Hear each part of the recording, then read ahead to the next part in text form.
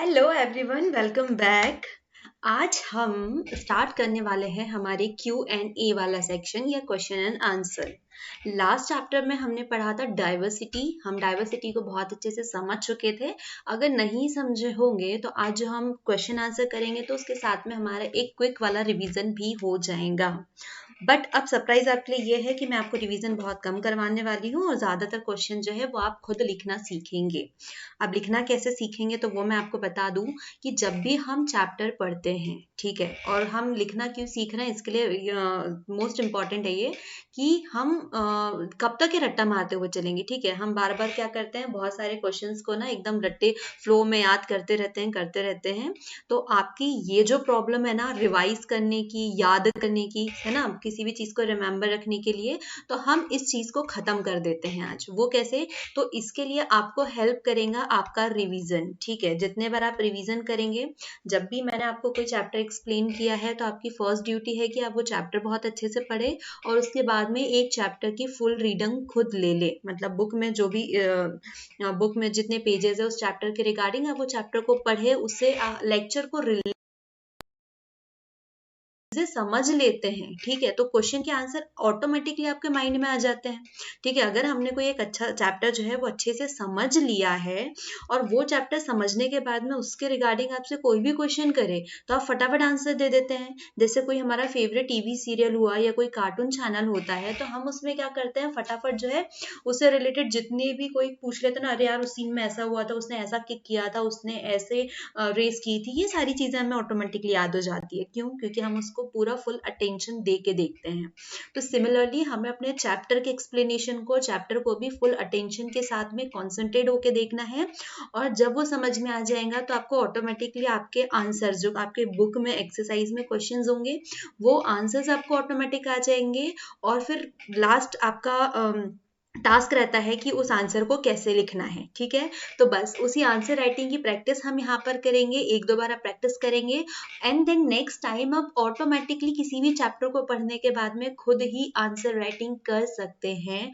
और ये जो ट्रिक मैं आपको बता रही हूँ ये ना सिर्फ आपके अभी क्लास के लिए काम आएगा, इवन 6 to 12 तक के आप हर जगह इसको यूज कर सकते हैं और इवन अपने ग्रेजुएशन में भी कर सकते हैं। ठीक है, तो रट्टा मारने की यहाँ पर जो टेक्निक देते हैं। अब हम सीखते हैं कि हम कैसे एक चैप्टर को अच्छे से समझ के अपने आप से आंसर लिखना शुरू कर दें। तो चलो, बहुत बकवास हो गई, अब हम स्टार्ट करते हैं हमारा आज का चैप्टर। तो देखो, डाइवर्सिटी जो है हम पहले चैप्टर पढ़ चुके हैं, उसमें क्या देखा था कि हमारा जो इंडिया है और इंडिया में इतनी सारी डाइवर्सिटीज थी। ठीक है, मतलब इंडिया में इतने अलग अलग रिलीजियस के लोग रहते हैं, अलग अलग वहाँ पर कस्टम के लोग हैं, मतलब सबके अपने अपने फेस्टिवल अलग है। उसके बाद में हमारे यहाँ पर एक यूनिटी बनी हुई थी। तो आज का जो एक्सरसाइज है वो चैप्टर के रिगार्डिंग ही है, उसी के क्वेश्चंस है। तो हमारा फर्स्ट क्वेश्चन है, draw a list of the different festivals celebrated in your locality, which of these celebration are shared by members of different religion and religious communities। तो भाई देखो, अब अपने आसपास इतने सारे अलग अलग कस्टम के लोगों को देखते हो, अलग अलग रिलीजन्स के लोगों को देखते हो। अब वहाँ पर इतने सारे अलग अलग फेस्टिवल सेलिब्रेट किए जाते हैं और यहाँ पर भी आपसे वही क्वेश्चन किया जा रहा है कि आप अपनी लोकेलिटी के अलग अलग जो फेस्टिवल्स हैं उसको एक्सप्लेन करो। और मतलब which of the celebration are shared by member of different religious, ठीक है, रिलीजन जो दूसरे रिलीजियस कम्युनिटी के लोग भी इस चीज़ को सेलिब्रेट करते हैं। तो हम इंडिया में हैं और हमने इंडिया में बहुत सारे जो फेस्टिवल्स है वो देखा था, के लोग रहते थे और सब लोग मिल करके वहां पे सेलिब्रेट करते थे। तो मैं उम्मीद करती हूँ कि आपने अभी तक के फटाफट से अपनी जो लिस्ट है वो बना चुके होंगे। अब उस लिस्ट को कैसे कन्वर्ट करना है तो वो मैं आपको बता देती हूँ। क्योंकि हम प्रॉपर एक सिस्टमेटिक आंसर लिखने जा रहे हैं तो आप बकायदा पहले एक लाइन लिखेंगे, these festival celebrated in our locality are, मतलब आपको एक प्रॉपर एक अच्छा सा जो आंसर है वो लिखना है। बाकी आपने फटाफट आंसर तो अपने दिमाग में क्रिएट कर लिया होगा, आई गारंटी। ओके, तो आपको एक अच्छी सी लाइन डालनी है कि जो फेस्टिवल्स हम सेलिब्रेट करते हैं, the festival celebrated in our localities are, and then जो आपने दिमाग में जितने फेस्टिवल सोचे थे, Diwali, Holi, Raksha Bandhan, republic day, independence day, Gandhi Jayanti, children's day, etcetera, ठीक है, ये सारे हो गए। अब इसमें से वो वाली लिस्ट निकालना है कि जो कि दूसरी कम्युनिटी जो है, दूसरे रिलीजन के लोग हैं, वो लोग भी सेलिब्रेट करते हैं कॉमनली। हालांकि हम दिवाली हो गई, ईद हो गई, ये तो हम आपस में लोग सेलिब्रेट करते ही है, ठीक है। आपने तारक मेहता का उल्टा चश्मा देखा है, तो वहां पर हर एक सेलिब्रेशन, हर एक फेस्टिवल सबके साथ में सेलिब्रेट होता है। बट कुछ ऐसे फेस्टिवल्स है जो कि हर एक इंडियन के लिए उतना इंपॉर्टेंट होता है, चाहे वो हिंदू के लिए हो, मुस्लिम के लिए हो, सिख के लिए हो या ईसाई के लिए हो। तो वो फेस्टिवल्स कौन से होते हैं? वो फेस्टिवल होते हैं हमारे नेशनल फेस्टिवल्स, ठीक है। तो हमारे नेशनल फेस्टिवल कौन कौन से है? Republic day, independence day, Gandhi Jayanti, children's day. तो ये वाले जितने फेस्टिवल्स है, तो इनका सेलिब्रेशन हर एक कास्ट में होता है, हर एक रिलीजन में होता है। तो आपका आंसर जो है वो रेडी है। तो कितना टाइम लगा? बिल्कुल भी नहीं लगा। अभी हम थोड़ा सा टाइम लेकर के चीजों को इसको सॉल्व कर रहे हैं, क्योंकि हम सीख रहे हैं कि हमें आंसर कैसे लिखना है। और बस फटाफट, फिर हमें ज्यादा समय भी नहीं लगेगा।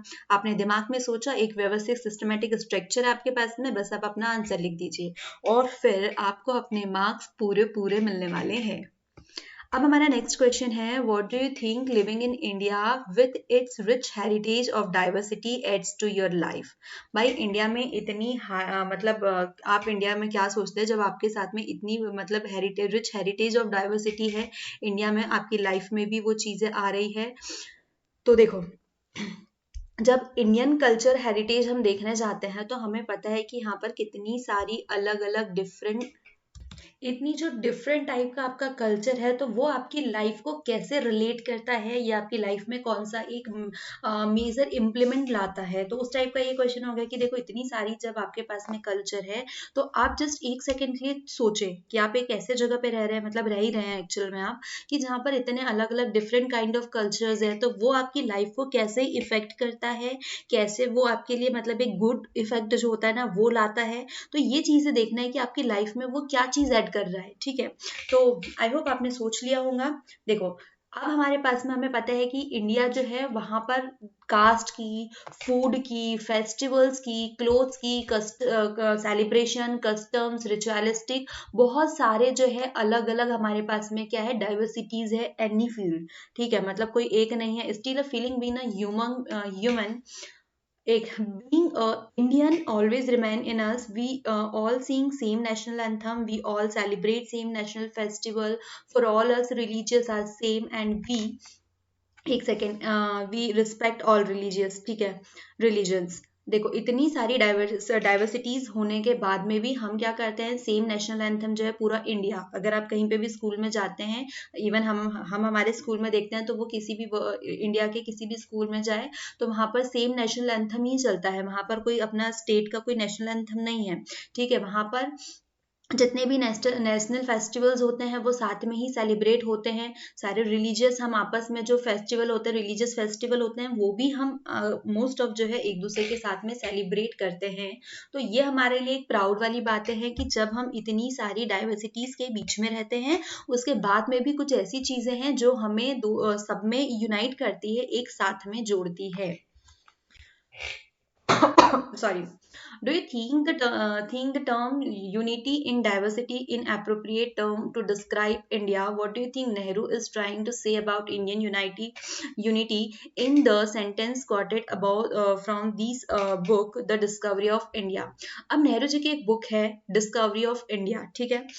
उसके पहले हम इसके ऊपर बात करते हैं कि यूनिटी इन डाइवर्सिटी की जो डाइवर्सिटीज है, उसमें भी एकता। जस्ट मैंने आपको एक लाइन पहले एक्सप्लेन किया है कि हमारे यहाँ पर इंडिया में इतनी डिफरेंट काइंड ऑफ डाइवर्सिटीज होने के बाद में भी हम यूनिटी रखते हैं, यूनाइटेड है आपस में। एक कुछ चीजें हैं जो हम लोगों को एक दूसरे से बांधे रखती है, जैसे हमारा नेशनल एंथम हो गया, नेशनल फ्लैग हो गया, ठीक है, नेशनल फेस्टिवल्स हो गए, जो आपको अपनों के साथ बांधे रखता है इतनी डाइवर्सिटीज के बाद में भी। तो नेहरू जी जो उनकी बुक में कहते हैं तो वो किस हद तक के ये बात सही है, अब हमें उसे बताया। तो देखो आप लोग ऑलरेडी अपने माइंड में ये आंसर जो है सोचेंगे।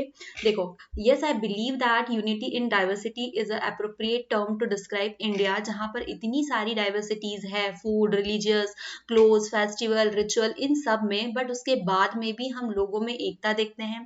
Being an Indian we proudly sing our national anthem, हम अपना नेशनल एंथम गाते हैं, हम हमारे नेशनल फेस्टिवल सेलिब्रेट करते हैं, लाइक गांधी जयंती हो गया, इंडिपेंडेंस डे हो गया। तो ये सारे जो नेशनल फेस्टिवल्स है वो पूरा इंडिया का एक एक स्टेट में, एक एक विलेज में, टाउन में, हर जगह इक्वली सेलिब्रेट किया जाता है। नेहरू की जो बुक है डाइवर्सिटी ऑफ इंडिया, तो नेहरू भी उसमें यही बात करते हैं कि we can see unity amongst the people of different caste and system, they can easily accept other custom and beliefs. जब हम इतने सारे अलग अलग डिफरेंट कास्ट में रहते हैं उसके बाद में भी हम इजीली किसी और के कस्टम को, उसके बिलीव को एक्सेप्ट कर लेते हैं। एग्जाम्पल है, हम ईद भी सेलिब्रेट करते हैं, हम सिखों के किसी त्योहार में भी वहां पे भी शामिल हो जाते हैं, पंजाबियों के इसमें भी चले जाते हैं, मतलब हर अलग अलग जो रिलीजियस होते हैं वहां पर भी हम अपनी अटेंडेंस जरूर लगाते हैं। क्लियर? देन हमारा नेक्स्ट क्वेश्चन आता है, underline the line in the poem song after the Jallianwala Bagh. Okay, तो जो जलियांवाला बाग था तो उसके बाद में कुछ लाइंस जो है पोएम है वो गाई गई थी, तो उसका रिफ्लेक्शन देखना है, which according to you reflect India's essential unity, कि वो इंडिया को किस तरीके से एक यूनिटी के लिए इंपॉर्टेंट है या उसको बांधे रखता है, आप ये देख सकते हो। देखो, जब जलियांवाला बाग हुआ था सभी को पता है कि वो एक बहुत ही खतरनाक जो है, एक बहुत खतरनाक मूवमेंट था जो हुआ था, कि वहां पर एक सभा चल रही थी और उसी बीच में वहां पर फायरिंग हो गई थी। ठीक है, तो वहां पर एक पोएम मतलब बताई गई है, don't forget to the days of blood o friend, in the midst of your happiness remember to shed a tear of us. ठीक है, वो दिन जो है, मतलब जो खून वाला दिन है वो याद नहीं रखना, जब भी मतलब वो याद, डोंट फॉरगेट, उस चीज को मत भूलना। और जब भी तुम्हारा एक हैप्पीनेस वाला मोमेंट आता है तो वहां पर एक आंसू जो है, इस बात को याद रखने, मतलब इस बात को याद रखते हुए जरूर बहा देना। ठीक है, क्योंकि इतना बड़ा, क्योंकि हम आज खुश है और उस वक्त इतना बड़ा हादसा हुआ था, तो उस बीच में the Hunter has turn away every single flower, जो हंटर था उसने हर एक फूल को तोड़ करके ले गया था।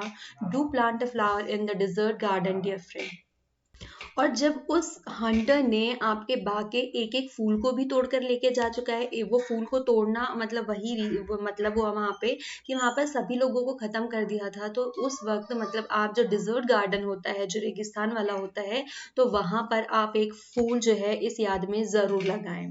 Having fallen to bullet we slapped in Jallianwala Bagh, हमने जो वहां पर जलियांवाला बाग था वहां पर इतनी सारी बुलेट जो है वो लेकर के हम वहीं पे रह गए। Do a light lamp on these lonely grave, अब वहां पर आप अपना जो लाइट का एक लैम्प है वहां पर जरूर लगाए मेरे प्रिय मित्र और friend. The blood of Hindus and Muslim flows together, वहां पर लाइट जरूर लगाए जहां पर हिंदू और मुस्लिम का दोनों का ही जो ब्लड है एक साथ में बहाया गया था।